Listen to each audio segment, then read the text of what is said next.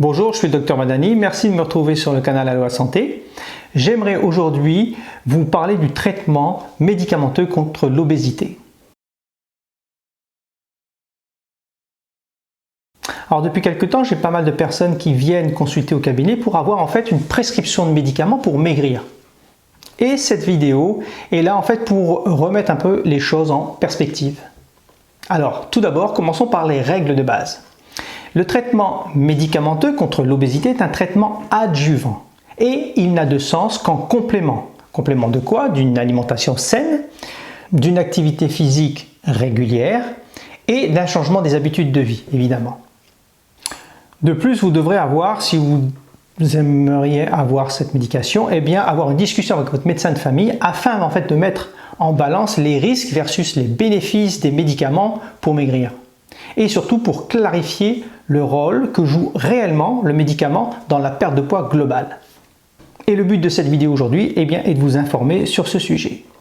Alors l'objectif d'un traitement anti-obésité va être de réduire le poids d'à peu près 4 à 8% à court terme, entre 6 et 12 mois, et surtout de maintenir cette perte de poids. Alors le message important en fait qu'il faut transmettre et que en fait, la réponse au traitement sera soumise à des variations individuelles. Pour le même médicament, deux individus ne vont pas réagir de la même façon. Que malheureusement, après un certain temps, il va y avoir une atteinte du plateau et qu'il n'y aura pas de perte de poids, même si vous continuez la médication. Et encore plus embêtant, à l'arrêt du traitement, on s'attend à ce que vous repreniez du poids. Donc ça, c'est la réalité des choses. Alors, pourquoi le corps médical accepte, bien sûr sous certaines conditions, de donner quand même des médicaments pour maigrir? Eh bien parce qu'en fait, perdre du poids améliore notre état de santé, ça c'est un fait. Donc la perte de poids d'à peu près 5 à 10% va permettre de réduire des risques de diabète, d'hypertension artérielle et des risques cardiovasculaires. Donc une faible perte de poids a de grosses conséquences sur notre corps et notre santé. En plus de ça, perdre du poids va améliorer le bien-être et améliorer la condition physique. Donc, ça casse un petit peu le cercle vicieux de « je ne suis pas bien dans ma peau, je ne suis pas en bonne condition physique, donc je ne suis pas motivé pour faire des efforts ni pour bouger, et donc je grossis, etc. etc., etc. » Donc cette perte rapide de poids grâce aux médicaments permet d'arrêter de casser ce cercle vicieux. D'ailleurs, c'est un aparté, mais dans le suivi d'une personne sous traitement contre l'obésité, la mesure de la perte de poids et de l'amélioration du bien-être sont des critères en fait d'efficacité du traitement que le médecin ne va pas omettre de noter dans le dossier. Mais avant d'aller plus loin, commençons en fait par le début en spécifiant bien que le traitement de l'obésité par les médicaments n'est pas indiqué pour tout le monde. Alors, quels sont les candidats aux médicaments pour maigrir? Alors pour ça, on va se référer à l'index de masse corporelle, l'IMC, qui est le rapport en fait entre le poids qui sera divisé par la taille au carré.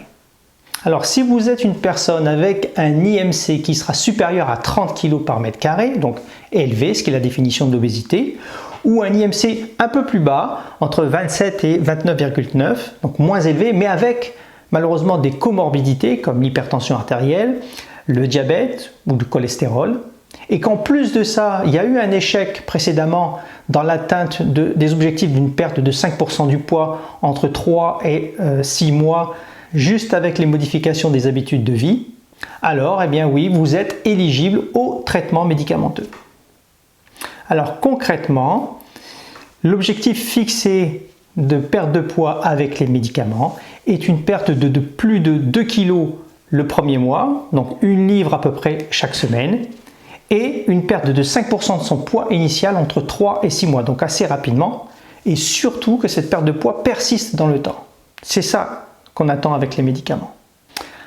Alors quand vous verrez le médecin, bien sûr il ne doit pas uniquement prescrire un médicament comme ça et c'est tout, il doit bien sûr prendre le temps de vous rappeler qu'il faut y associer impérativement, j'insiste bien impérativement, au traitement médicamenteux, de bonnes habitudes de vie, et éventuellement, parfois, quand c'est nécessaire, la chirurgie bariatrique. Il doit également rechercher des comorbidités associées, souvent à l'obésité, que sont le diabète, le cholestérol, l'hypertension artérielle, les maladies cardiovasculaires. Éventuellement, puisque c'est souvent associé au diabète également, il va rechercher des signes d'apnée du sommeil, des critères d'apnée du sommeil et des signes d'atteinte ostéo-articulaire. Enfin, bien sûr, il doit vous expliquer les effets secondaires de la médication et les complications possibles. Et à partir du moment où le traitement médicamenteux est débuté, eh bien, il y aura un monitoring qui doit être instauré. Ce monitoring doit comprendre d'abord la prise de poids, de la tension artérielle et de la fréquence cardiaque aux 6 semaines. D'ailleurs, si on constate une absence de perte de 4 à 5% du poids initial dans les 12 premières semaines de traitement, à la dose maximale supportée, alors le traitement doit être réduit puis cessé. Après, l'intérêt d'essayer une nouvelle molécule n'est pas franchement établi, en tout cas au niveau scientifique, et c'est une chose qui doit être discutée avec le médecin, en mettant bien sûr en balance toujours la même chose, les risques versus les bénéfices. Il faudra monitorer la glycémie capillaire plus fréquemment si vous êtes diabétique, à tous les jours, surtout bien sûr si vous êtes sous insuline ou alors sous sécrétogogues, comme les sulfonylurées, le diamicron, et les méthglutinides comme le gluconor. Tout ça parce que il y a un risque d'hypoglycémie. Enfin, votre médecin doit rechercher les effets secondaires de la médication. Alors, je ne vais pas les détailler aujourd'hui. Ça fera partie, je pense, d'une vidéo spécifique car les complications peuvent être sérieuses et vous devez en être bien conscient. Alors, puis j'en terminerai avec ça. Vous devez savoir que la perte de poids sous traitement médicamenteux n'excédera pas 9 à 10 kg au total. Que les médicaments causent aussi des effets secondaires qui vont pousser 98% des patients à arrêter le traitement au bout d'une année. Et enfin, malheureusement, qu'on a généralement tendance à reprendre le poids perdu à l'arrêt du traitement, ce qui condamne les candidats à utiliser la médication au long cours. Voilà, maintenant vous savez quand même un peu plus de choses sur les traitements médicamenteux pour maigrir. J'espère que les informations de cette vidéo vous seront utiles et moi je vous dis à très bientôt. Bye bye.